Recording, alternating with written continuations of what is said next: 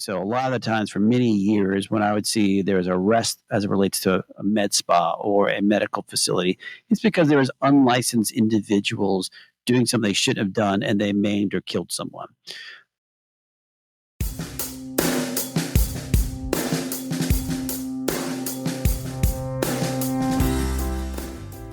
This is Med Spa Mayhem, the podcast all about the chaotic world of medical aesthetics.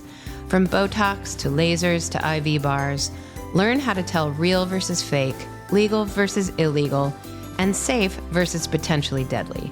Hear the crazy stories inside the med spa world and find out what questions to ask and how to spot the people cutting corners. I'm your host, Dr. Kate D.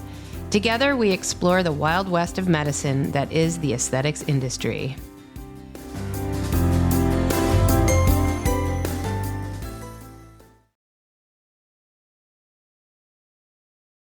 Today, I'm speaking with Brad Adatto, the only lawyer I know who can make healthcare law fun and entertaining. He's going to help shine a light on what the laws are that govern med spas so we can understand better what corners are being cut and what laws are routinely being broken in the aesthetics industry. Hi, this is Dr. Kate D, and welcome back to Med Spa Mayhem.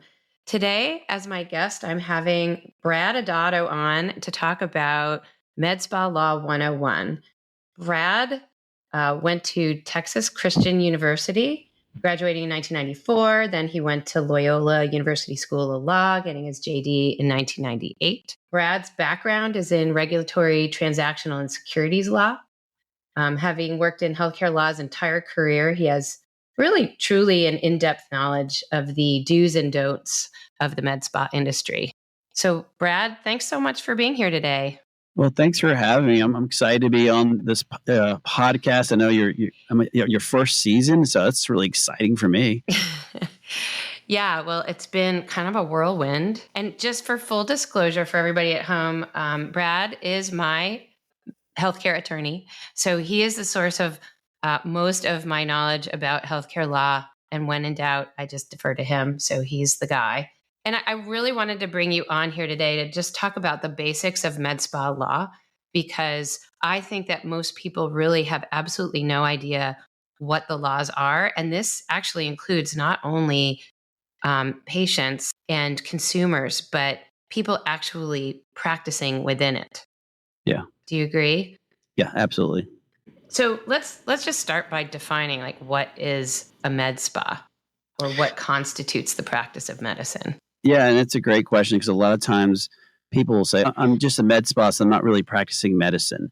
And they don't realize the impact is, no. The practice of medicine is basically the easiest way to describe it, or the summary we use that most states look at it is basically anytime you're affecting living tissue. So that could be freezing the fat, that could be burning the fat, that could be piercing the skin itself, and of course, coming up with a diagnosis and treatment plan. So one of those elements ends up becoming the practice of medicine, and in the vast majority of the med spas or medi spas, they're going to be doing some sort of service line that will freeze, burn, or pierce the skin. Yeah, and I would say in my medical spa, we do a couple of things that are not the practice of medicine. Like we do facials. Sure. And we do some exfoliation treatments like dermaplaning and microdermabrasion. But just about everything else we do is considered the practice of medicine. And that includes even just microneedling going into the dermis, like 1 to 2 millimeters is the practice of medicine. Yeah. Microneedling is probably the most evil thing to talk about, Kate. It's just because it's all over the place about how people view it. So it's one of the questions I definitely dislike answering. Okay, I promise not to ask you about microneedling. I can probably answer questions about microneedling if anybody I was about to say, it's wants to hear about that. Dependent. But to your point which is so interesting about medical spas or medi spas is that there are a lot of spa services in there. So I know groups that have massages and other types of things that have nothing to do with the practice of medicine, but that they utilize that because it's a tool in which they can have someone come in and get full treatment of their body. Right. And I have seen many spas where they start out as a day spa with massage and facials, whatever, and they decide, oh, it'll be lucrative to add on some medical services. And those people have no idea that all of a sudden they're moving into an entire different, very highly regulated area of law and into the practice of medicine. I think they actually don't necessarily know. Totally agree. And I've seen some where it's like a day spa and they want to hire a nurse to come do Botox once a week. And they don't realize like everything about that's illegal. So let's get into that. The first question is really who can practice medicine? So by law, and I know that a lot of things vary by state, but in general, who can practice medicine? So obviously the easiest answer is physicians are the people who can practice medicine. Then physicians, based on their, as you said, state dependent, can then delegate certain services to other individuals. And as you're very well aware of, is some of those individuals are the higher. So you'd have your physician assistant who can practice under that delegation or collaboration, depending on your state, with that physician. You also have nurse practitioners who meet those same criteria. And in several states now, nurse practitioners are more autonomous, but they're not really practicing medicine so much as practicing advanced nursing. And then on top of that, again, depending on our state, we can then, that physician or nurse practitioner, PA, sometimes can delegate down to a registered nurse. Or in some other states, they can delegate to medical assistants to do stuff. So it's really is state dependent. So if you want me to give you an example, like for example, here in Texas, where I'm seated today, a physician can delegate to anyone up and down the food chain so long as they believe they have the proper skill set. While in California, which is just south of you, they cannot. If it's a medical procedure, they can only delegate to an RN or higher. So going back to who can practice, that's going to be very state dependent. So essentially, what you're saying is that, for lack of a better word, there's a hierarchy. So there's the doctor who's allowed to practice independently, basically everywhere. Right. And that includes MDs and DOs, and I don't want to get into that, but those are both considered doctors. And then PAs and NPs have about the same amount of education, but PAs are practicing medicine. So technically they're governed by the medical board and they're practicing medicine.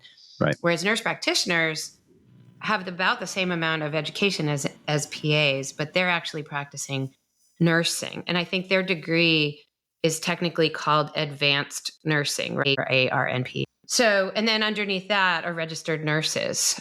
And they are, like the nurses that you might be familiar with in a doctor's office or in a hospital. And underneath that are medical assistants who basically don't actually some states don't require any education or certificate at all to be an MA. I think some do. Yeah. So to add to the list, Kate, is that you have your LPNs or in some states where they have it's a more of an advanced degree in administrative work for nursing, but that typically doesn't mean they can always do medical procedures. So that's someone will say, "Oh, she's a nurse," and I go, "Oh, what kind of nurse?" They're like, "Oh, she's an LPN." I'm like, "That's not exactly a registered nurse. That's somebody who can help with on the hospital side or a doctor's office, but they can't always draw blood or they can't always do piercings and stuff of that sort." Right. And that's a licensed practical nurse, or in some states it's called an LVN, licensed vocational nurse, but they can't even do really all the things that an RN can do. So we've talked about who can practice medicine. Separately, we've talked about also who can inject Botox or perform certain medical procedures. And interestingly, Texas, you said that doctors can decide basically anybody can do that. Is Texas the only state? This has come up in a few conversations that we've had on this podcast in the past. Is Texas the only state? Someone recently told me that Idaho was like that as well. Is that true? There's probably about 10 or 15 states that ultimately at the end of the day, between the way the medical board views it or how the statute's written, it's the discretion of the physician. So another state is going to be Nevada and Virginia. And those states, meaning that if you, the physician, believe that individual has a skill set to do it, you can delegate to them. Now, that doesn't understand, so let's talk about Texas again. In Texas, if you delegate to someone, you have to be immediately available if they're below a certain level. Well, Nevada, if I delegate it to an RN, I still have to be on site. If I delegate it to a medical assistant, I still have to be on site. So the supervision piece becomes a lot more intrusive in certain states versus others. So the case that we've talked about on this podcast before, of the patient who died in Texas last summer, where she went to a med spa and got an IV and died very quickly there. The practitioner had no license at all. And the medical director was over 100 miles away and really didn't spend any time at that med spa. In Texas, in order for that all to be legal, the medical director was supposed to actually be on site the whole time. No, that's Nevada. So Oh, that's Nevada. I Okay. can talk at length on that particular case. I can give you a little more detail. So you had a physician who was over 100 miles away, and by crows, I mean, if you got in a car and drove from where this office was and where the location was, it's probably about an hour and 25 minute to hour and 45-minute drive. So it was pretty far away. The physician actually had only been on site 2 other times, once for the grand opening, one other time. The physician, I know we'll talk about a little more in depth, had never even seen one of the patients prior to them ever receiving any IVs, and we can talk about what that means, had left behind a whole bunch of prescriptive drugs that the basically at the discretion of this unlicensed individual, they could then add these cocktail mixtures. And in this particular case, the unlicensed individual added some substances that should never have been added, was prescription based, needed a prescription, but had it on site, and that ended up believing to cause a heart attack and cause the person to die, to be non-responsive when the paramedic showed up, and then was shortly thereafter declared dead afterwards. Yeah, and the medical community, we've talked about this. We believe it was the potassium and the electrolytes that were hung. Yeah, that stopped right. her heart. Yeah. Which basically, any medically trained person would know that. Correct. And actually many lay people know that, because that's how we execute people on death row in this country, is by hanging potassium. Actually, we do it more humanely, as we sedate them as well, so they don't feel the pain of that. But anyway. Yeah. And the last piece, just going back to that particular case, if you are running a med spa and you're not on site as a physician, let's just pretend that's allowed in your particular state, you want to have an amazing standing operating procedures, or SOPs, so that if there is an event like this, that you know exactly what you're supposed to do step by step. And they had nothing in place. In fact, she was calling the doctor and before she even called 911. So there's a whole laundry list of things that they didn't even know what to do when they had a bad outcome, because they never really, again, unfortunately, they didn't speak to anyone about the process they should have had in place. So that was another big issue. And you've talked about in your podcast, but for those who are listening to it the first time, this doctor most likely, his license has been suspended at this moment, but actually it was only suspended for a few months and it was reinstated. Yeah. But he can't supervise others. Yeah. I won't be surprised if something else happens, though, because there's a lot of chatter I've heard from senators in Texas, so not our senator, not the federal side, but the state side, about wanting to change a lot of these rules because of this case. I can imagine. My feeling about it is that they colluded to make money doing something illegal and killed somebody. I don't think they set out to kill somebody, but it should have been obvious to many people, to any reasonable person, that this could kill somebody, especially with IVs. Yeah. So, many people I've talked to really feel like these two should be in jail, but I don't know what's happening. I know some white collar attorneys and criminal defense attorneys, and they're all wondering if they're going to be charged with manslaughter or something of that sort. So it's definitely a topic. The question is whether or not the district attorney that has the stomach for pushing through that. I mean, there's a lot of things that will happen, including, I'm sure, lots of civil lawsuits too on behalf of that family. But you're right. This person should never have been put in that position in the first place. And unfortunately for the general public, a lot of people, they'll see an IV therapy clinic and they'll think, oh, that must be fine. There must have been somebody regulating it, must be overseeing it. And as Kate, you and I have talked about many times, that's not always the case. Well, I don't think it's the case at all. I think that although there are so many laws, that's why I'm asking you to be here today. People, first of all, they're different in every state, so that makes it very complicated. And people are just unaware of the law, and they start doing the things, providing the services, and don't even know, some of them don't even know that what they're doing is illegal. So let's talk a little bit about the corporate practice of medicine? Because that's the one part of this that we haven't really touched on yet. So we talked about who can practice medicine, and we talked about proper delegation. So who can you delegate to? And we've talked about who can actually provide some of these services like injecting Botox and hanging IVs. What about ownership?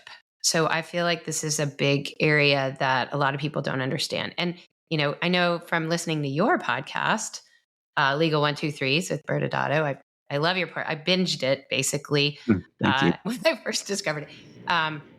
But so corporate practice of medicine, or CPOM, is, makes people's eyes glaze over. So let's try to explain what that is without, losing too many people here. Yeah, absolutely. And understand that CPOM is a state doctrine. Every state's going to be a little bit different. And it basically, the concept is it's a doctrine that prohibits corporations from employing physicians, which meaning the concept is keeping lay people from employing doctors. And it's very different in every state. About 25 states have their own version of this. So you can take it from the highest level, or like in New York, only a physician can own a medical practice. And again, I'm using the term medical for a reason. While you can jump down to Texas, where I'm seated right now, where a physician and a select few of other types of doctors can co-own a medical practice with the physician, and a physician assistant can own up to 49% in Texas, with the doctor having to have control at 51. Then let's jump over to California, where a physician must own 51%, and other certain licensed individuals can own up to 49%. So again, those three states I just listed, no layperson could have any ownership in those three. And then we can finally jump to Arizona, where the way their laws are written, if a physician owns 1% of the entity, a layperson could own the other 99%. So it's very different. And then you have states like Florida, Ohio, where there is no court practice of medicine, meaning that anyone can own it, but they have to have the proper doctor still supervising those particular facilities. CPOM is really just focused on the ownership side, not about who can actually touch the patient, clearing the patient, supervising the patient. It's just a pure ownership rule. And in going back to state dependence, not only is it different, but like, let's jump to Georgia real quick. In Georgia, they have CPOM very clearly. But both the attorney general there and the medical board said, we have no interest in enforcing it. And so everyone there, even though the statutory says that you have to own, it has to be owned by a doctor, we know a ton of clinics there that are owned by non-doctors, but obviously they still have to be set up correctly with the physician supervision. So that it gets confusing. And hopefully I didn't lose your audience, Kate, when I was going through the steps. No, I think that's really interesting. And my state of Washington is very similar to the ones where 51% of the practice needs to be owned by a doctor, and then certain medical personnel can own up to 49%. That's my understanding. Yeah. But I learned from you. Yeah. And I use the term medical for a reason, Kate, because a lot of people, well, what about nurses? Can't they own a medical practice? And the answer is no, they can own an advanced nursing facility. And so states like Washington or Illinois or New York, where they've in Florida, have started passing these rules allowing nurse practitioners to be independent or autonomous, depending on how they write them up, this is allowing them to own it. But if in many of these same states, if like in Illinois, if you're a nurse practitioner and you put med or medical in your title, you're going to get written up by the board because you're not a medical facility. That's confusing to them. You're a wellness center or advanced nursing center. You're not a medical center. And I find that really interesting. I actually learned that just recently from, I think, the Legal 123's segment from AmSpa recently. I did not realize there was even a difference there, that nurse practitioners are not actually technically practicing medicine, even if they provide many of the same services as a doctor might. I'm curious, though, a lot of nurse practitioners have practices where they say they practice dermatology or some other subspecialty. Is that legally allowed? So very state dependent in the sense of if your advanced degree is in that, there are some ways in some states for them to say, trained on a dermatologist for blank number of years. My formal education was in internal medicine or whatever it is, or family medicine, and therefore I have an idea how to do that. So in some states, they say, well, okay, if you have a formal education in A, B, or C, and you trained under that particular group, we believe you have the skill set to do that. And so the verbiage they use, to your point, Kate, does get real. You have to be very careful about how the state looks at it. The only state I know, and I think I said this recently that on the podcast, was the only state I'm very well aware of that if you have the term medical in it, in you're a nurse practitioner and they don't care, is in Arizona. For whatever reason, I know that from their nursing minutes, they don't care about that piece. But most states, I know they care. California being one of them, Illinois being one of them, because I know of nurse practitioners who have been investigated because they were using terminologies they shouldn't be using.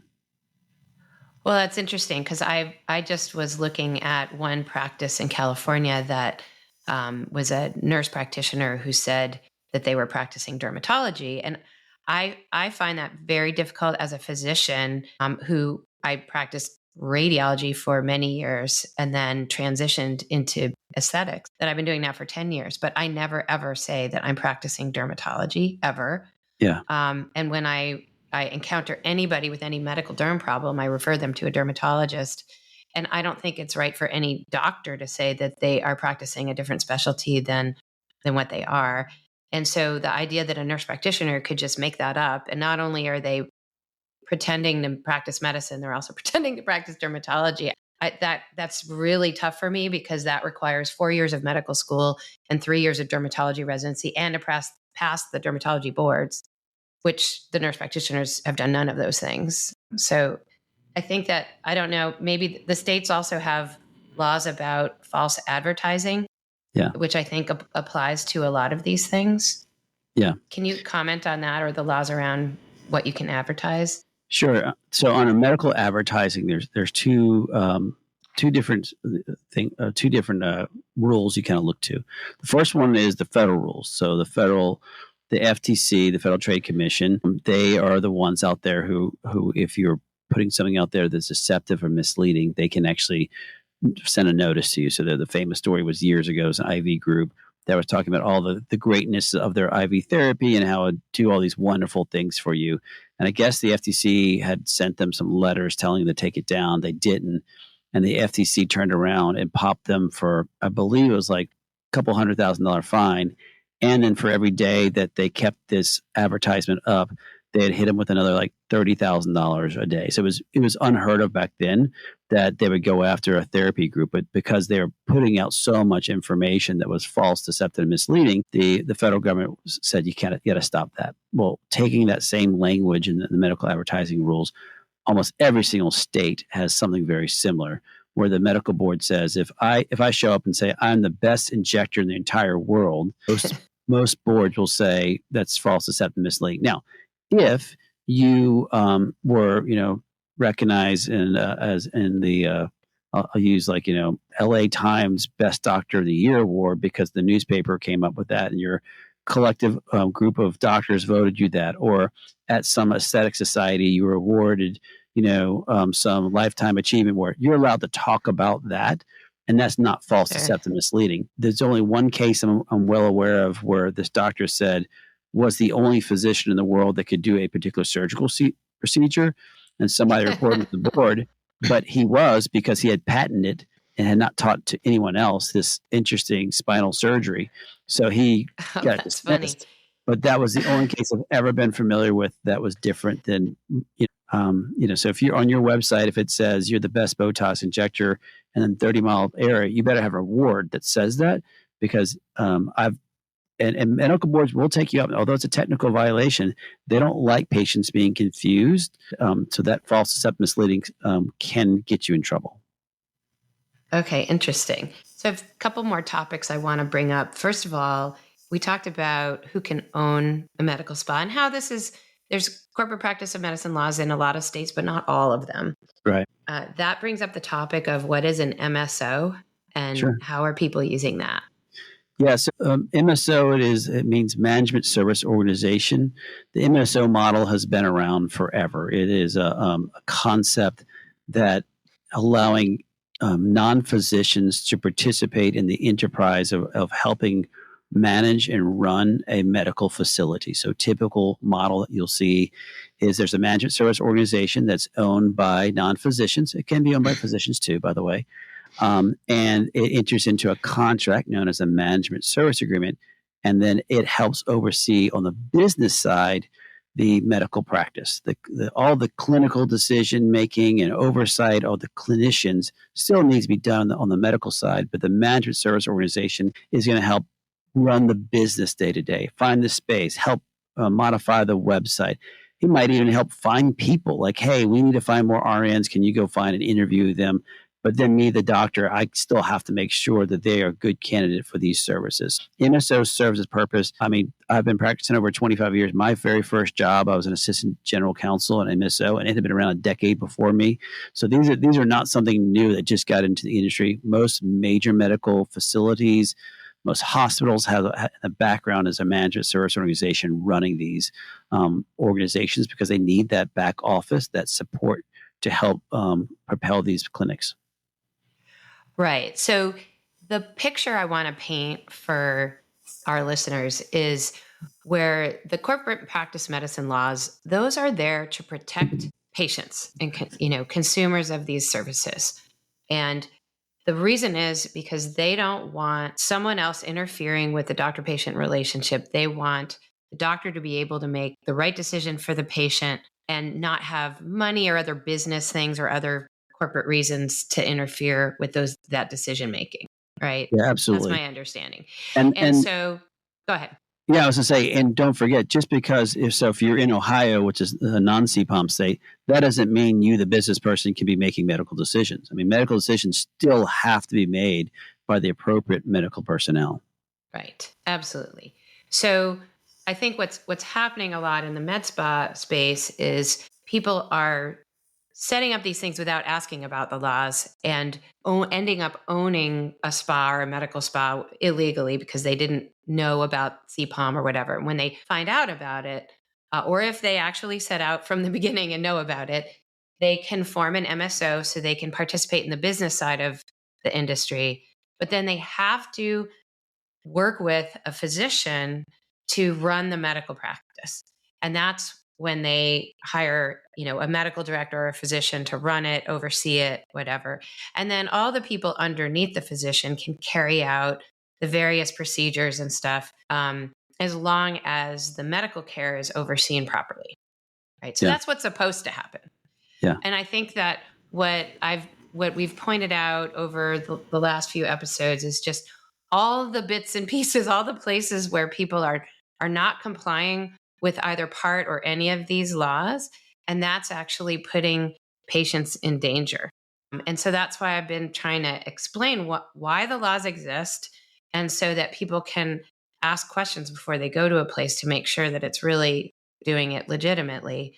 Because as you and I both know, and I've mentioned on our last podcast, people are getting injured. Besides this lady who died in Texas, in the headlines over the last few weeks, there have been, as far as I know, about 22 people with botulism from fake Botox that's being illegally purchased on the internet. So that kind of leads me to the last question I had is, what about people who have zero license, so they have no medical license whatsoever, they're not RNs even, practicing medicine completely outside the system, no medical director, no nothing, they're ordering, fake products off of the internet.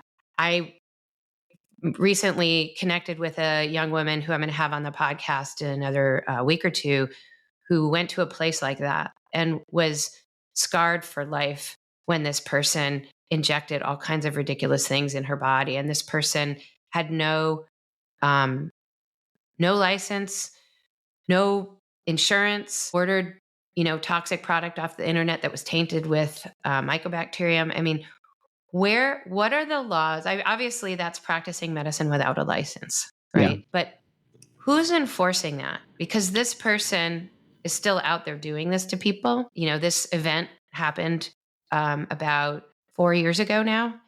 And this girl was in the hospital for almost 4 months. Jeez. And yeah, and it's a horrible story. And I don't want to dive into that in this. Well, I'm going to interview her, but basically, the lawyers don't want to take her case because the person had no insurance, and so there's no money in it for them. And so whose job is it to enforce that law?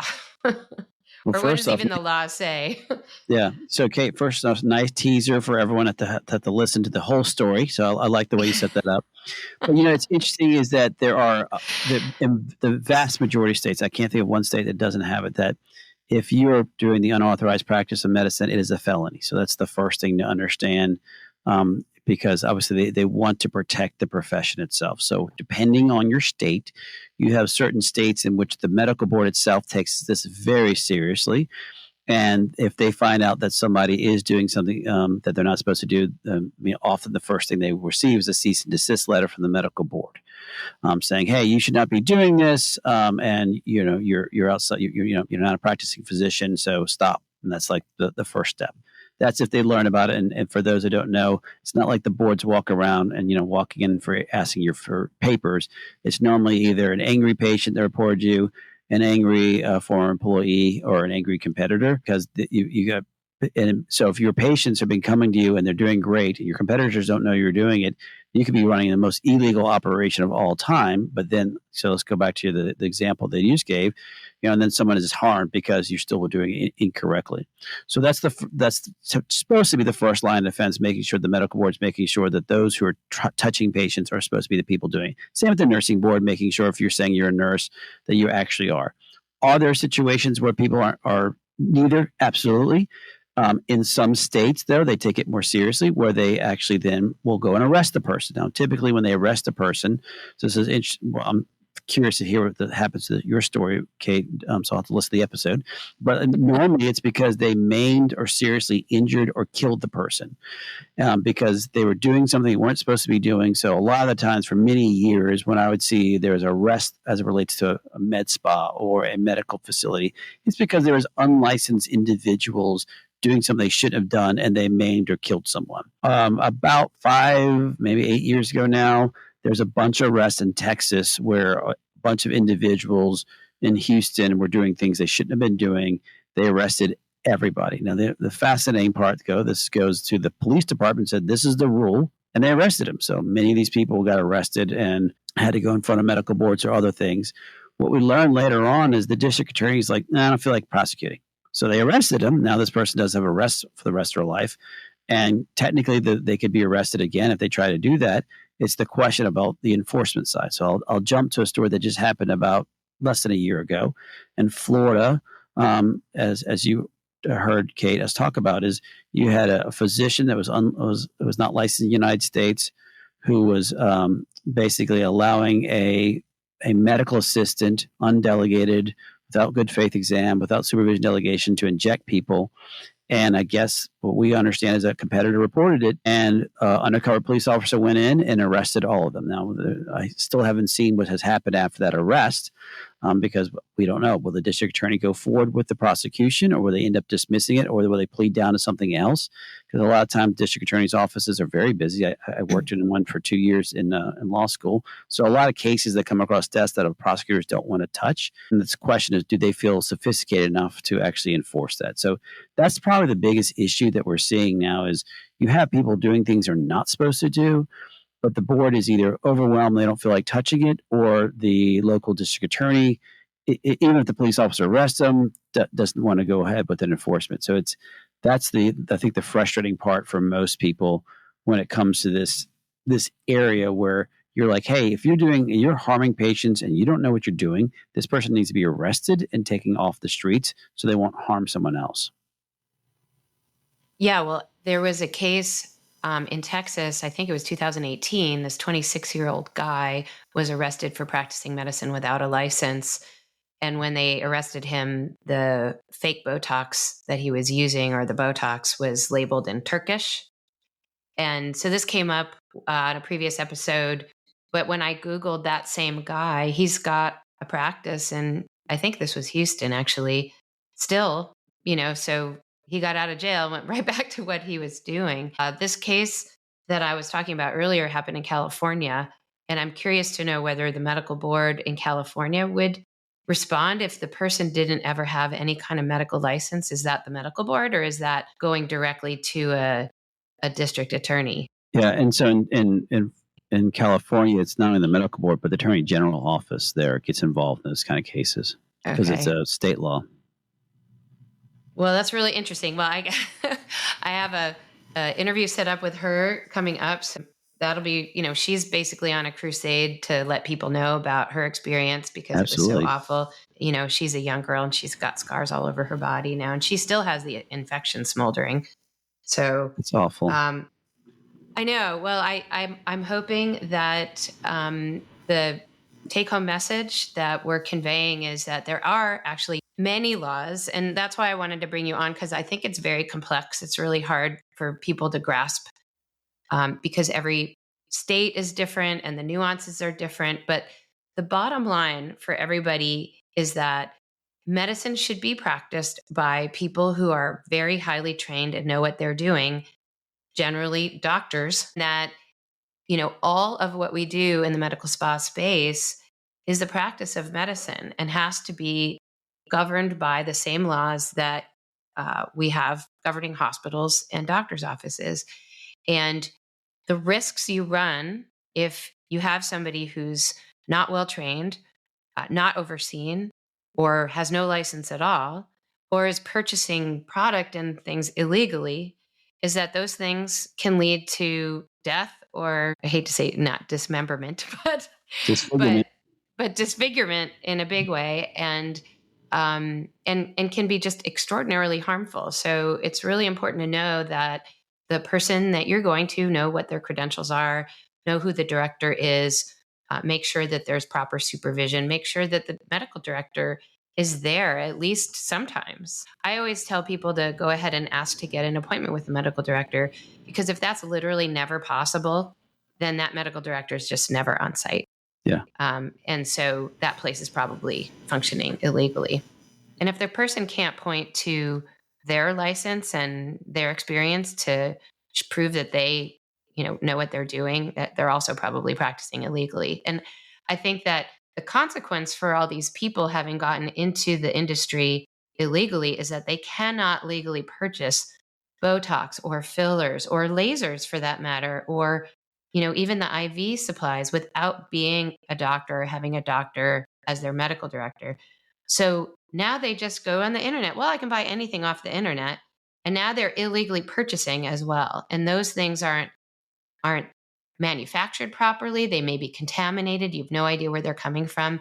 They may be shipped in, conditions that are not proper, like it's too hot in the shipping container that's coming from China or whatever. And then, who knows if it's expired? Who knows that, if it's stored properly once it arrives at the place? I'm sure that most people, if anybody's ever had any kind of surgery, they like check your little wristband like twice before they give you a Tylenol, right? And in a med spa, nobody's checking your wristband to make sure that you got, that you're the right person or that you're the right candidate for something. So I really want to thank you so much for being here today. Is there anything that we missed that you think that med spa consumers really should know? Yeah, first off, I agree with everything you said about making sure you're going to the right place. I mean, just someone might say, I got certified in injecting. That's not, certification's not the same thing as being licensed. So that's the first thing. So I agree with where you're going with that, Kate. And the last piece is, often the case is someone may have worked at a very compliant place, but they were only a small, part of the piece. And so they go, oh, this is how they do it. And then they take something, they start their own business, and they skipped a step. And then someone working for them goes, oh, this is how they do it. And then they skip 2 steps. And all of a sudden, there's all these different people say, oh, I did it just like the way that Kate does it. So I know that she did it correctly. But you've never met this person. They're 5 people removed from you. They think they're set up just the way that Dr. Kate does it. They're like, oh, yeah, Dr. Kate, this is how she does it. This is how we do it. But it's been so diluted, they don't even realize how non-compliant they are. And that's the hard thing for the general public. So your point was really well taken, is like, can I speak with the medical director?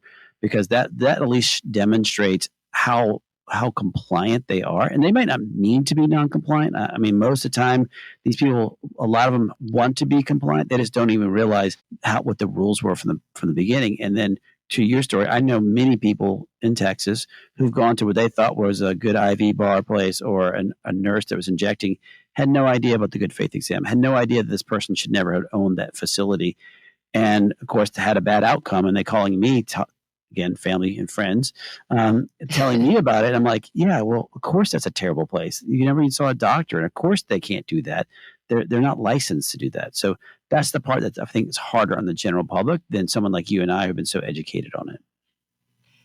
Yeah. And I think, and I truly believe that the industry has exploded over the last 10 years, in large part because of exactly that phenomenon of people going into their own business and their own practice, really having no idea the depth of danger they're getting into. They don't realize all the medical things they don't know, and they also don't realize all the legal things they don't know. And they may or may not know they're doing it illegally or dangerously, but they are. And I would guess that way more than half of the growth of the industry over the last 10 years is from people doing it illegally. Yeah, it's probably about right. Yeah. Well, on that note, thanks so much, Brad, for being here today. I so appreciate your input, and hopefully maybe I can either be on your podcast someday or you can come back. It's been really a pleasure. Yeah. Well, thank you for having me. If you have a question or a crazy story of your own that you'd like to hear on Med Spa Mayhem, contact us through our website, medspamayhem.com, or check out our contact info in the show notes. If you learned something and like what we're doing, please tell your friends and give us a 5-star rating in your podcast app. And read the book. Med Spa Mayhem is coming out on June 11th, 2024. Pre-order now on Amazon. You can find the link to pre-order and a link to our website in the show notes. Thanks for listening. I hope you've enjoyed our conversation today about med spa law. In the next few weeks, we'll hear from 2 women who fell victim to the unregulated system and came out of it scarred for life, but driven to share their stories to make sure this doesn't happen to others. I hope you'll tune in next week to hear more.